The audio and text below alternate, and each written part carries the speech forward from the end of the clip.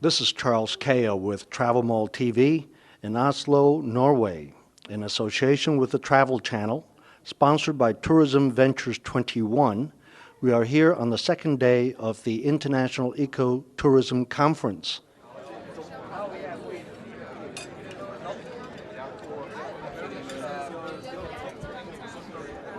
I'm here with Eugenio Yunus, Chief of the Sustainable Tourism Section with the UNWTO, that's United Nations World Tourism Organization. Welcome.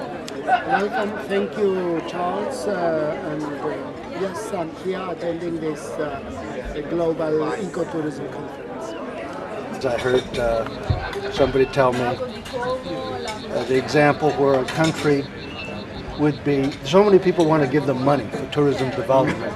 In a related area, 10, 12 proposals from people who have money here. And they have proposals, but they say, we don't have enough resources to go through all of them. And nothing happens. No, that's one of the risks of tourism, that sometimes people think that it's just a matter of taking a piece of land and building there because they have a couple of attractions. You need to integrate tourism into the overall development process. It can be done as a sort of external thing. It has to be done with the local people, whether poor or not poor, but the local people have to be involved, the various government departments. And then you have to also see it with the tour operators, which eventually are going to sell this, and they can give the marketing advice whether this product has chances to be marketed. So, I think in summary, yes. and to finish, what I would say is that tourism is a complex area of activity, and if we want it to be a contributor to sustainable development, to poverty alleviation, and to several other Millennium Development Goals, it has to come top in the political agenda. Not necessarily to give it more resources, because sometimes the ministries of finance are a bit adamant, and they say, no, tourism, no, that's too expensive, it's a luxury. No, it's a development sector. It needs political priority for government to work jointly in a tourism development policy and approach. And then the money will come. Sure, the money is not the constraint. The constraint, as I see it now, for a sustainable tourism industry is this collaboration, taking into account all the factors, because this is a sector that touches on people, on the natural environment, on the cultural environment, on economic issues, and so on. I am here with Kelly Brooker, Chair of the International Ecotourism Society, who has been hosting this lovely conference in Oslo, Norway. Not Sweden, as common mistake. We are in Norway. Thank you very much for having us here. Thank you. Has there been any particular area around the world that ecotourism has grown more than other areas? Oh, there are certainly the spots that people associate and affiliate ecotourism with. I think there are new areas opening up. Bhutan, for example, is an area that has limited amount of tourists that are coming in but are very interested in sustainable development. I think, there are countries like Fiji that are starting to expand ecotourism as a national policy to help rural communities find other alternatives for economic development and maintain their natural areas that they have in the hinterland. So there are places that have typically been considered either remote adventure travel or sun, sand, sea kinds of destinations that are looking for an alternative. So you do see places like that coming up. There's the icons out there. There's Australia. There is Costa Rica that everybody affiliates nature-based tourism with. Africa, the African nations that have had wildlife tourism for years and years, probably some of the oldest wildlife tourism. is now looking at this whole idea of community-based and sustainable development with the communities that surround their national parks. So, I think we're seeing a shift, new forms of tourism developing in classic tourist destinations. I think there are areas opening up in the eastern Russian states and the Estonias, and there's, small countries that haven't been on the map for too long, and so we're starting to see nature-based tourism increase in those areas. Charles Kao with TravelMole TV in association with the Travel Channel with Christian Kirk, Regional Director of Patagonia National Tourist Office. Hi, Christian. Hi, how are you? Great. Well, Patagonia is, I think many people have read about it, and it's very, very well known for its landscape and outdoors. What are the current things going on there? What's the visitor increases every year? Do you have any problems with too many tourists or no? And the great problem in Patagonia is the concentration in only one place, the tourism. This is a great problem for us. But right now, my job is the diversifications and the product tourism.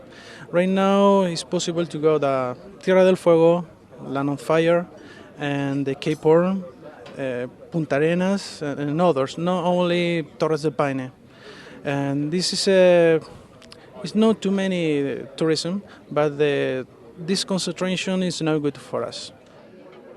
I'm here with Sven Wilhelmsen, Group Managing Director of Base Camp Explorer. Hi, Sven. Hello, how are you? Doing great. We'll start with the base camps that you described. Let's pick Kenya, for example.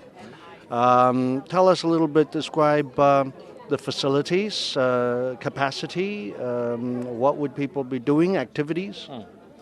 The capacity in Kenya as well as the other places is around 30 beds. So we have 16 luxury permanent tented tents in the Masai Mara. And it's operated by the local Maasai, so more than 90% of the staff are local Maasai that we train, which is quite unique. There is a Maasai lady who's the camp manager. I think she's the only one in Kenya, and it gives you this, again, interaction and the flavor and the stories. The activities will be anything from traditional safaris, open Toyota Land Cruisers, but more the speciality, which is walking safaris with the Maasais, where you walk on foot in the traditional way. Maasais wearing their spear and showing you how it is to experience the wildlife on foot. I'm here with Palater with the Sri Lanka EcoTourism Foundation. He's the president of the foundation. Palater, tell me a bit about ecotourism in Sri Lanka. What do you have as products that's drawing the tourists? We have a lot of products in the sense that we have 7 heritage sites in Sri Lanka. So we are mainly, country like Sri Lanka, about 65,000 kilometers, 65,600 square kilometers. There's a small area, but we have 7 World Heritage Sites. The history of Sri Lanka goes back to 5th century before Christ. So that heritage tourism is very important for Sri Lanka. And also, as far as the biodiversity is concerned, Sri Lanka is one of the most important countries in South Asia. I'm here with Steve Aronson with Pro Parques of Costa Rica. Steve, tell us a bit about Pro Parques. Well, Pro Parques is an association that was formed by the founders of the National Park System in Costa Rica. People think of Costa Rica as a natural destination and a destination that has 25% of its land is protected. But that's relatively new. The people that did that are still alive. They're Mario Bossa, Alvaro Magna, Alvaro Galdi. these people really had this idea in the 70s and transformed Costa Rica into a country that protected a good deal of its natural wealth. That wasn't the case until recently, is that what you're saying? Before that, the prevailing wisdom was you had to cut down the rainforest and turn into cattle ranches. And that's what, and a lot of the places that people think of as being beautiful beach properties and beautiful rainforest areas were even 50 years ago were cattle ranches. So that a lot of the national parks are areas that have been recuperated, have been restored. And then Our guest is with EcoNograd from Budapest. Hi. Yes, hello. My name is Anita Kricsfalvi, and I'm an attorney in Hungary, dealing mainly with film business, but now it's a new challenge for me. I have a land for ecotouristic development near Budapest, the capital, about 55 kilometers, half an hour drive towards north, towards the Slovakian border. And we would like to develop this ecotouristic hotel facility using environmentally friendly materials, energy use, so it should combine new technologies as well. Okay. I'm here with Klaus Peterson, General Manager of Holmenkollen Park Hotel. Klaus, thank you for having us as your guest the last few days. Well, you're welcome. It's nice to having you here. You have a very historic hotel here. Could you give us a little background about it? The old part, the log building, was built in 1894, so that's quite a history. And then in 1982, when the World Skiing Championship for cross-country skiing was in Oslo, the Vestor Hotel was built to accommodate that championship. You're hosting the EcoTourism Society's conference here, and I understand that in doing that, you decided to certify the hotel to be eco-compliant. Could you tell us a little bit about the certification, please? Yes, we decided last fall that we would get certified for being eco-friendly. So what we had to do was we had a consultant helping us doing that. We needed to look at our energy use, among other things, the recycling of our garbage, which was important, and we needed to find ecological food to serve our guests, which is we had to do for the certification. Did you have to change anything with the insulation or water pipes or anything else? No, we didn't. What we had to do is change some of our routines, and by doing that, we actually saved a lot of money. We would save energy for up to 300,000 Norwegian kroner a year, which is about, I guess, $40,000 a year in savings just by changing one routine. One routine. What would that routine be? We could lower our water temperature and just heat it up for a few hours during the night. So our night shift would have to switch a button twice during the night, and that was it. And we would save a lot of money. In this presentation, I'd like to just give you a few practical ways that tourism companies can incorporate corporate social and environmental responsibility practices into their business. So just to get us all on a bit of a sort of level, same page of what CSR is about, I've drawn upon this definition from the World Business Council for Sustainable Development, an often quoted definition of CSR. The corporate social responsibility is the continuing commitment by business to contribute to economic development while improving the quality of life of the workforce and their families, as well as of the community and society at large. And also, here's another definition too, from a very famous Norwegian, Gro Harlem Brundtland, former Prime Minister of Norway, who certainly championed the cause of sustainable development. That when we refer to sustainability, we're talking about meeting the needs of the present generation without compromising the ability of future generations to meet their needs.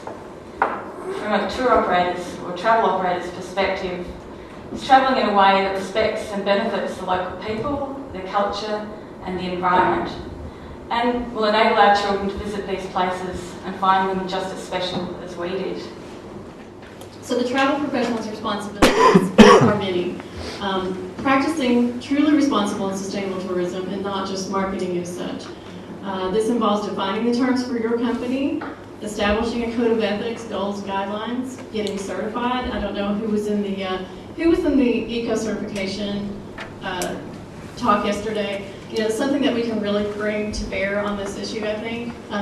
Getting certified, you know, we have to start at the bottom and with what we know individually, but then there really needs to be some way that we can bring that together in some kind of standard that we can brand so that the public recognizes all of our efforts. Make yourself accountable in whatever way you can and then publicize that so that the media is able to communicate that message. Clearly define what you believe ecotourism is. Try to differentiate it from the ecotourism wannabes, the greenwashers.